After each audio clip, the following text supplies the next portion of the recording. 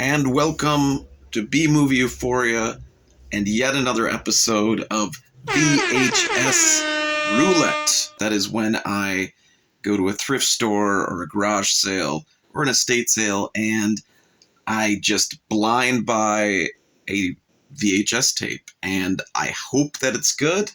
I hope that it's entertaining, and then I review it for everyone. You can do this at home too. You can go to your local Goodwill or Salvation Army and go through their tape bins if they still have them.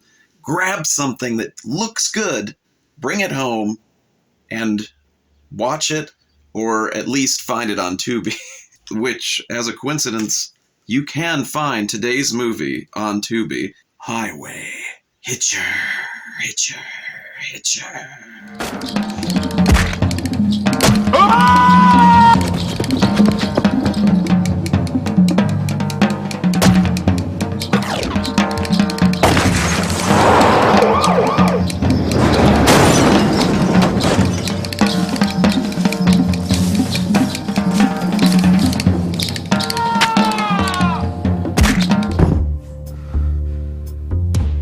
William Forsythe. I'm not scared anymore.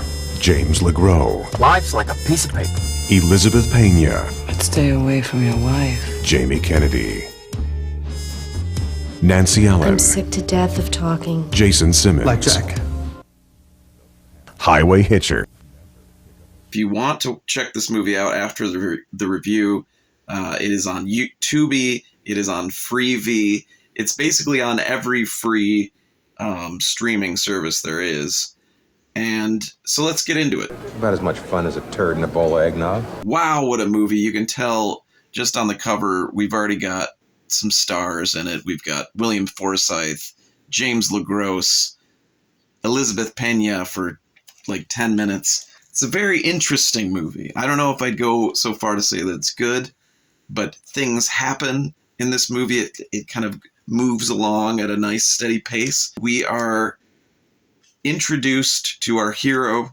He works at a company that commissions artists and comic strip artists to, get their art out there to newspapers and to magazines and stuff like that.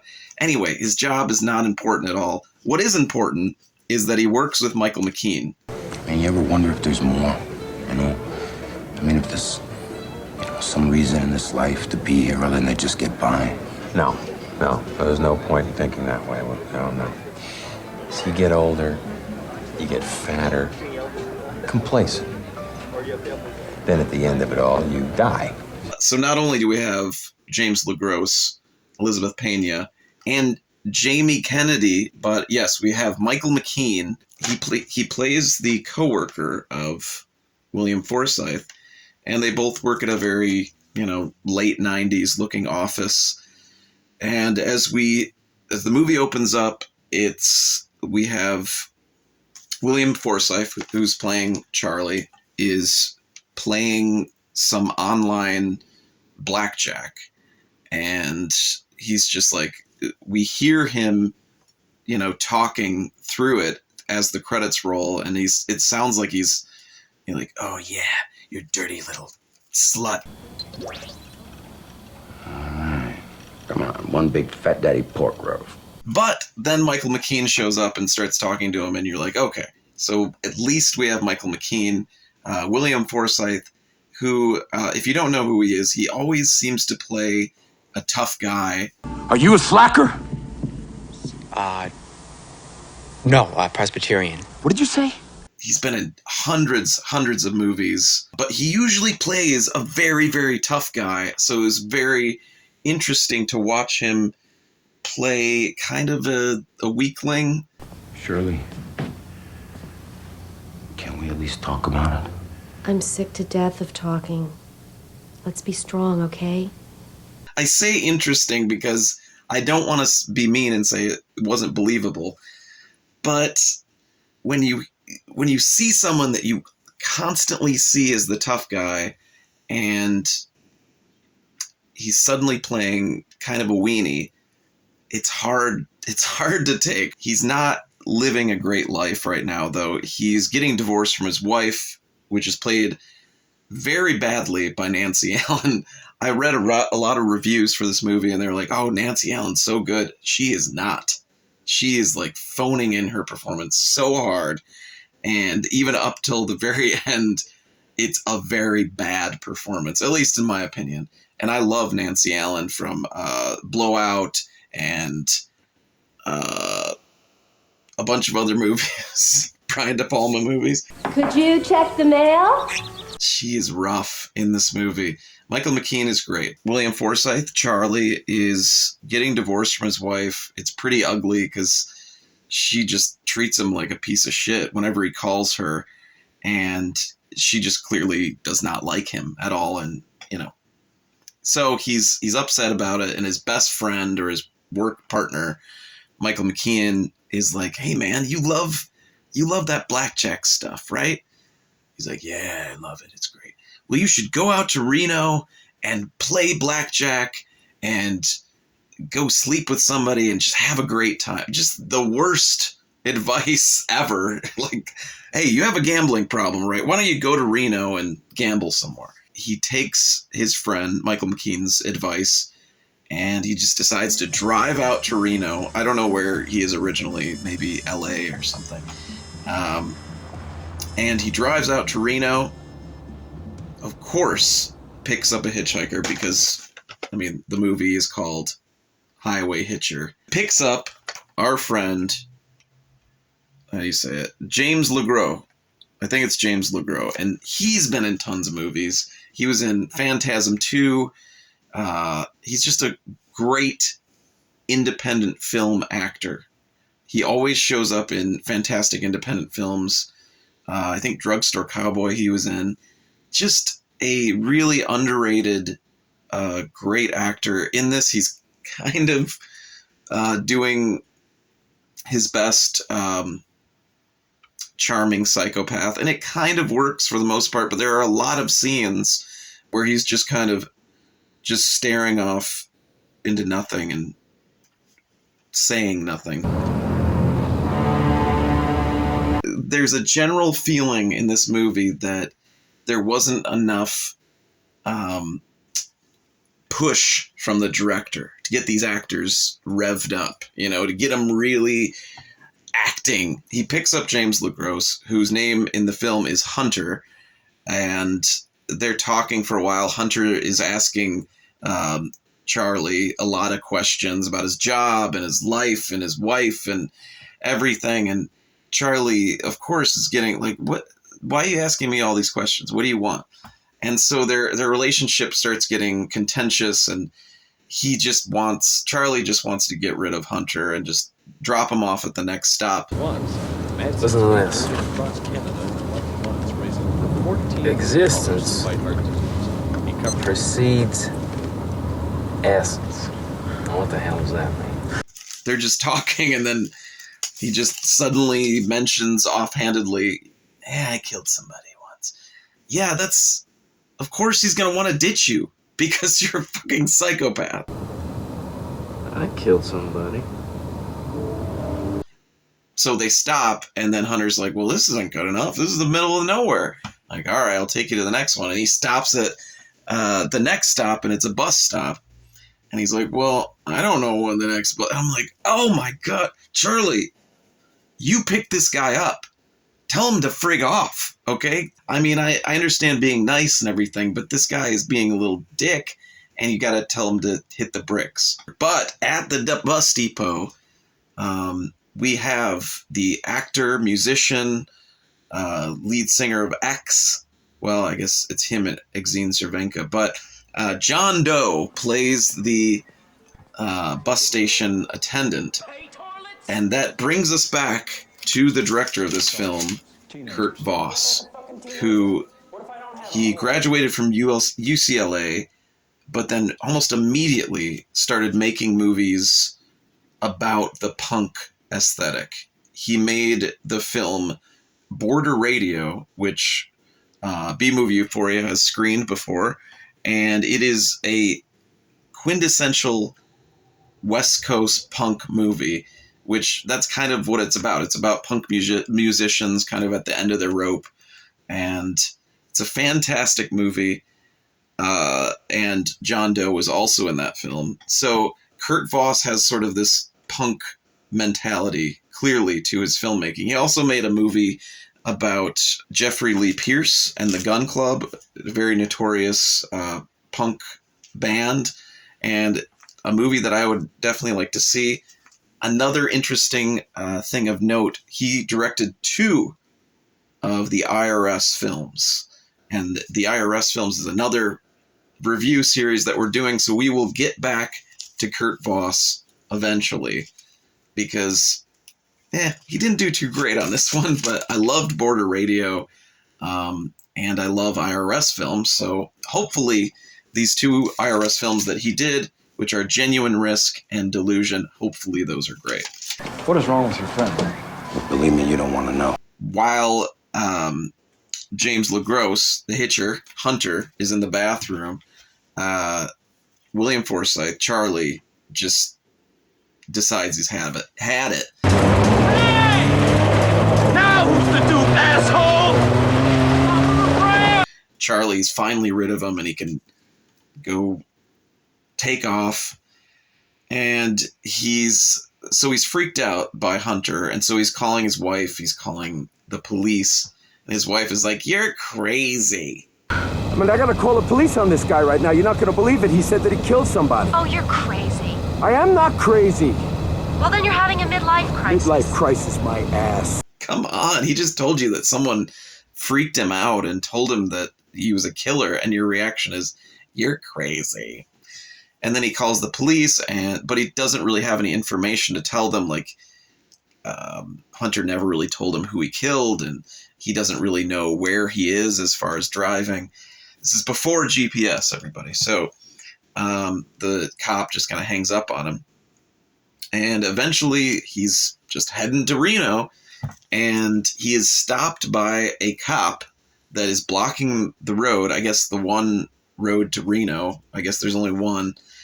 And he says the road is closed for something, maybe a big tree. This is what's interesting, is the cop is a very young Jamie Kennedy. I was on my way to Reno. Can you suggest maybe an alternate route?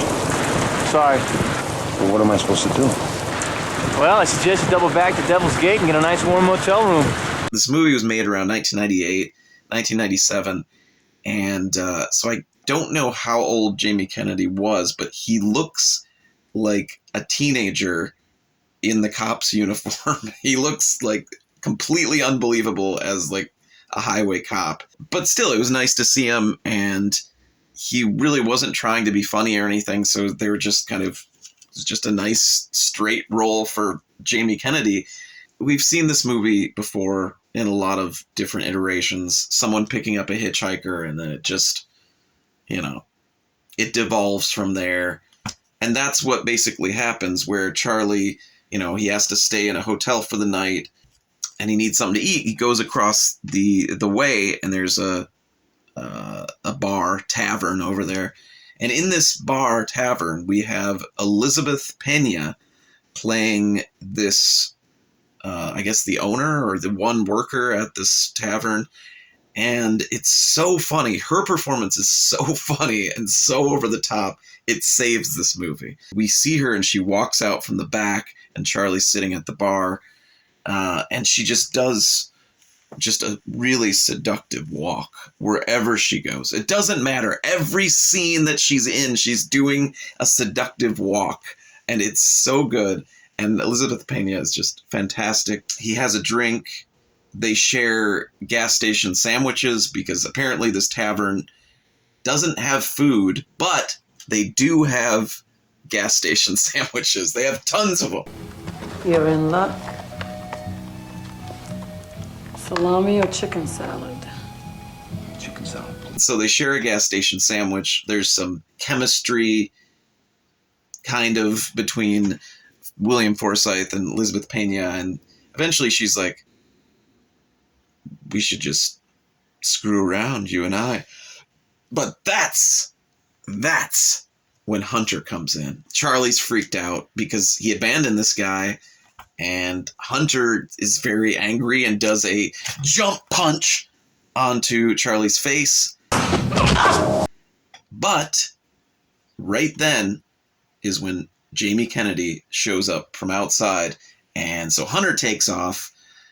Jamie Kennedy comes in. And this is a weird movie because instead of Charlie saying, hey, this psycho that I abandoned at a gas station wants to kill me, and he just like jump punched me. Instead of saying all that, he just says, ow, I fell and hit my head. You be careful now, you hear? Like I was saying, we've seen hitchhiker movies. I have a ton of them. I got one right here. There's Hitchhike. So there's tons of these movies, and this doesn't really bring anything new to the idea. There are some interesting elements to it. So there's a lot of like jump cut editings where we're with one character or with another. It's usually with Charlie or it's with Hunter, where they're by themselves and they're just like looking in the mirror, and then it's just jump cut, jump cut, jump cut. And so I think the director was kind of trying to show us like these two have similarities or something. Let's get into spoilers because I'm just gonna freight train it to the end here. Surprise, surprise, spoiler alert. Hunter was hired by Charlie's wife and partner, Michael McKean, and Nancy Allen. So Hunter was hired to kill Charlie. So this whole time, we think he's a serial killer, but really he's just meant to kill Charlie. And all the people that Hunter kills throughout the movie are just people that got in the way. But that doesn't really make a lot of sense because he had so many opportunities to kill Charlie and just didn't do it. Things escalate. Elizabeth Pena is now involved, and we find out that she's a heroin enjoyer. Gina?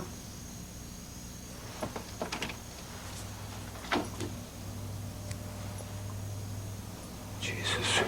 And kind of only seduced Charlie so he could give her some money so she could buy some more heroin. We've got all these elements happening, but the direction is pretty bad. So everything looks very flat. There's not a lot of luster to it, and this film needs luster because it doesn't have good writing, and the acting is very much like everybody's kind of tired and they don't really want to do this. But there's some fun elements to it where you're kind of like, you're wondering about, is Hunter going to catch up to Charlie?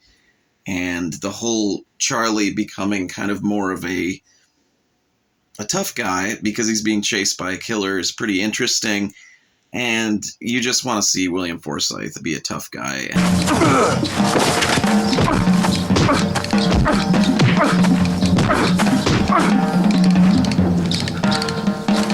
The movie ends pretty well with a guy on fire.